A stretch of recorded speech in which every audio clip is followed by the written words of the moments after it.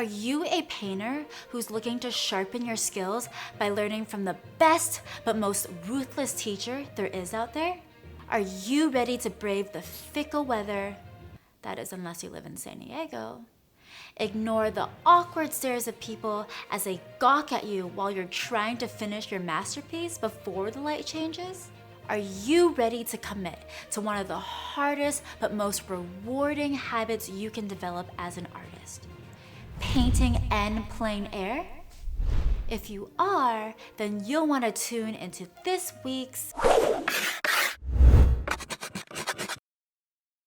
Hello everyone, and thank you so much for tuning in to another 3-Minute Thursday.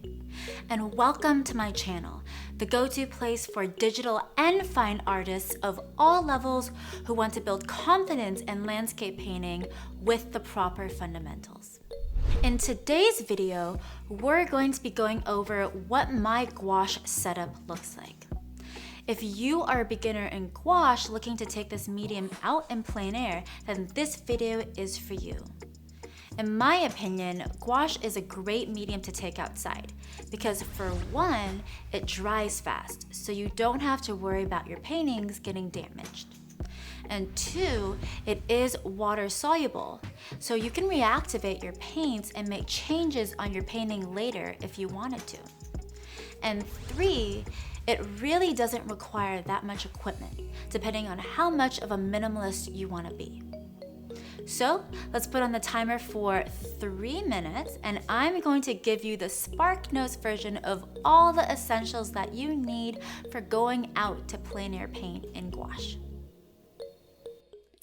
The bare essentials you'll need for gouache plein air painting are a canvas of your choice to paint on.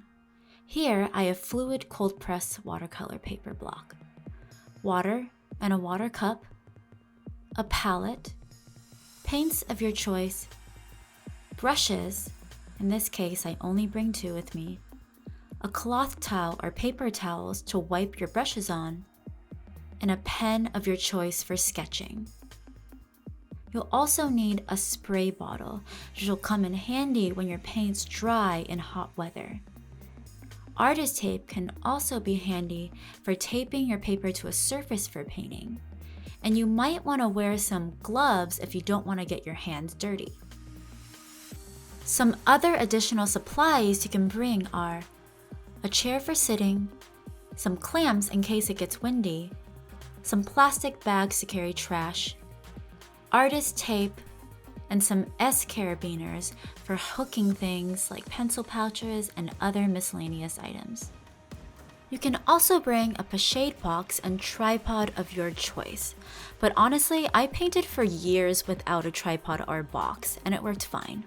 So let's dive right in and break down all the supplies one by one. For Pochade boxes, I alternate between a few, and I love them all for different reasons. For the Alla Prima 8x10 Blackfoot box, I love how there's a built-in storage component where I can fit all my brushes and paints. I bought the tray separately from Artwork Essentials and it fits perfectly. For the 8x10 Strata Mini, I love how durable and compact it is. I also bought those trays from Strata and they can fit nicely on either side to balance. Leon Holmes' 9x12 Pochade box is by far the lightest, and although you can't fit anything inside, it comes with a side panel storage.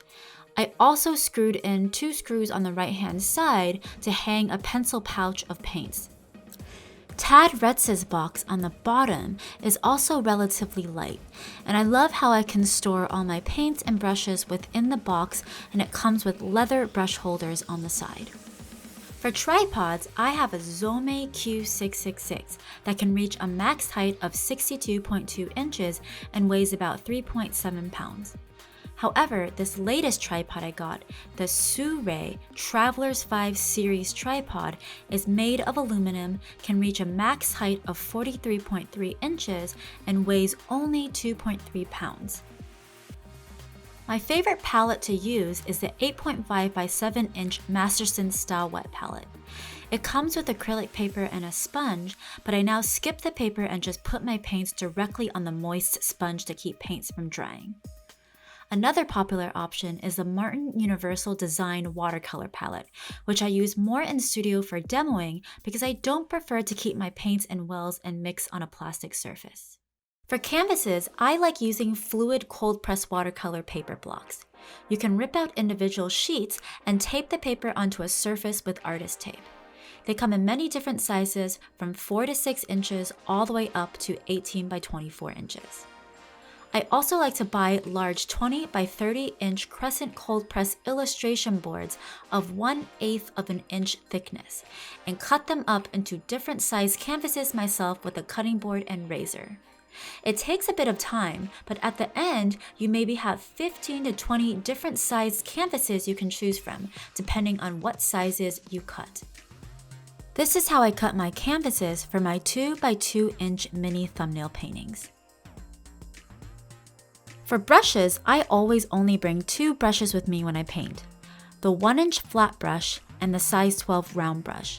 The flat brush lets me create nice graphic shapes that are great for blocking in my painting, while the round brush lets me add more texture and more lyrical shapes.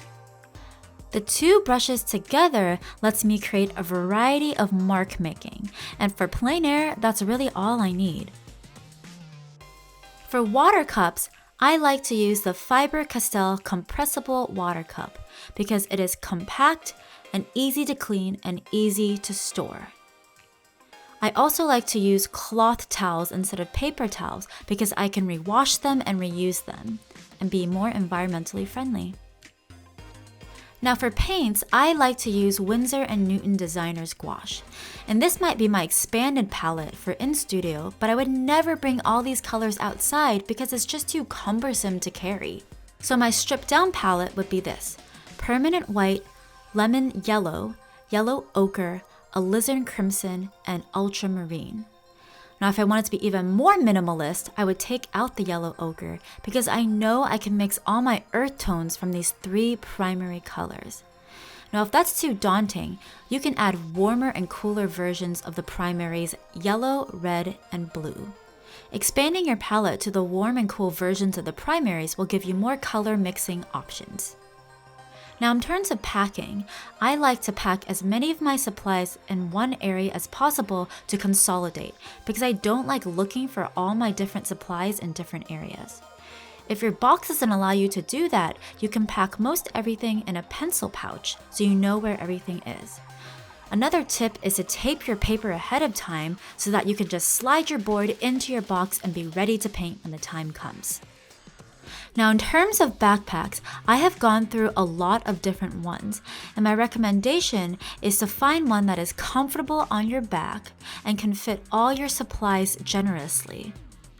I'm currently using the Osprey Manta 25 liters that I think is discontinued, but I like how I can put a lot of my smaller supplies in the front pockets and my bigger supplies in the main compartment in the back. I can also attach my tripod on the side with the straps that are provided and use a carabiner to attach it.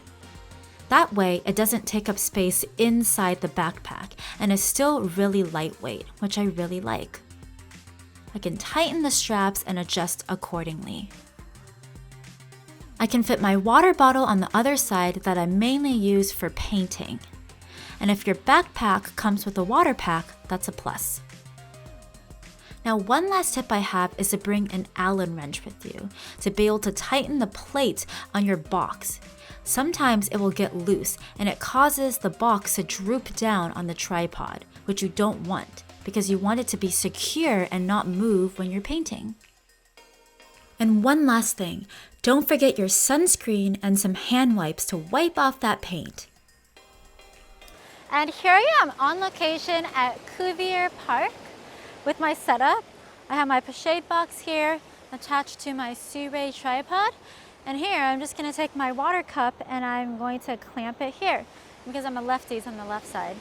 As you can see, I just did a painting and my palette here is kind of messy, but I'll be cleaning it back at home. And it's as easy as that.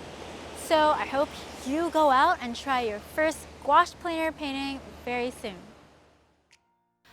I hope this video helped you get a jump start in creating a successful gouache plein air setup. I cannot stress how fun and exciting and just so rewarding plein air painting is, and I really hope that you give this medium a try outdoors. Now again, keep in mind that my setup is always evolving, and there's no exact way to get the perfect setup. It's whatever works best for you and whatever you are most comfortable with. Don't forget to check out my other videos here on how I would tackle a painting outdoors with gouache. Thank you so much for watching this video, and I'll catch you in the next one.